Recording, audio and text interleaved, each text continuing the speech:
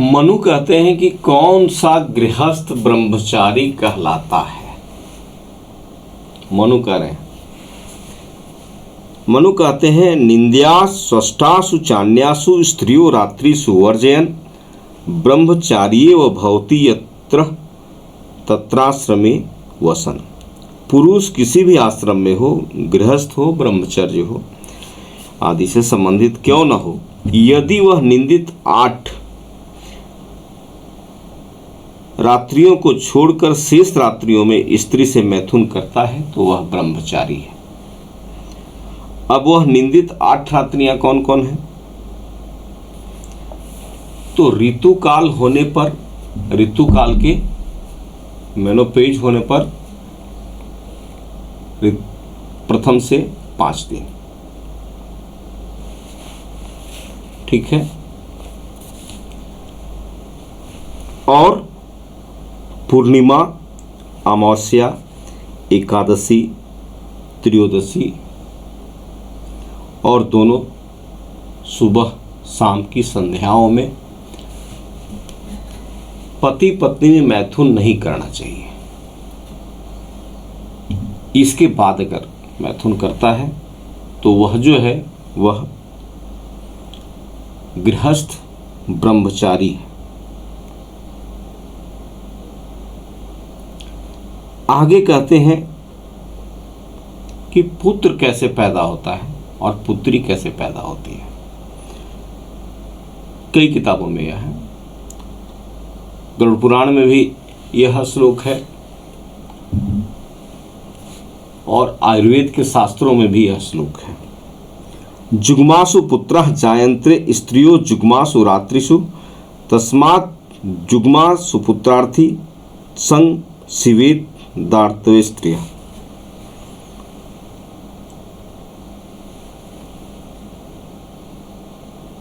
कहा गया है कि ऋतुकाल की 6ठी, 8वीं, 10वीं और 12वीं रात्रों में गर्भाधान से पुत्रों का, यानी ऋतुकाल मान लें कि 1 तारीख को प्रारंभ हुआ, 5 तारीख तक आपको संपर्क नहीं करना है अपनी पत्नी से। 6 तारीख के बाद 6, 8, 10, 12 और 16 ये जो तिथियां हुई जुग्म तिथियां, इन तिथियों में पति पत्नी अगर संपर्क करते हैं,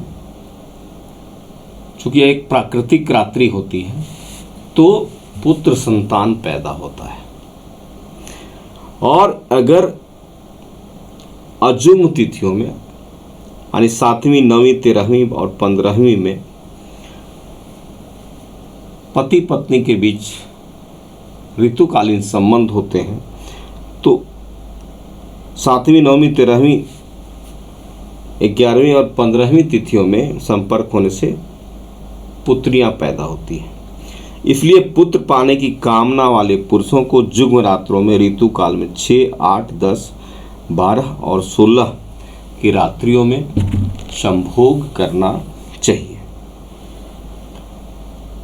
पुमान पुंसोधिकम शुक्रे स्त्री भवत्यधिके स्त्रिया समे पुमांस पुत्रियो च छीने अल्पे च विपर्शया। पुरुष के शुक्र वीर्य की अधिकता होने से पुत्र का और स्त्री के रज की अधिकता होने से पुत्री का जन्म होता है। पुरुष के शुक्राणु और स्त्री के बीज के समान होने पर एक पुत्र तथा एक पुत्री अथवा नपुंसक की उत्पत्ति होती है। पुरुष के शुक्राणु के कम मात्रा में या कमजोर होने पर गर्भ नहीं ठहरता है। He who avoid omens on the 6 forbidden nights and on 8 others is equal in chastity to students in whichever order he may live. On the even night sons are conceived and daughters on the unvain ones. Hence a man who desire to have sons should approach his wife in due season on the even night. A male child is produced by a greater quantity of male seeds, a female child by the prevalence of the female. If both equal, a hermaphrodite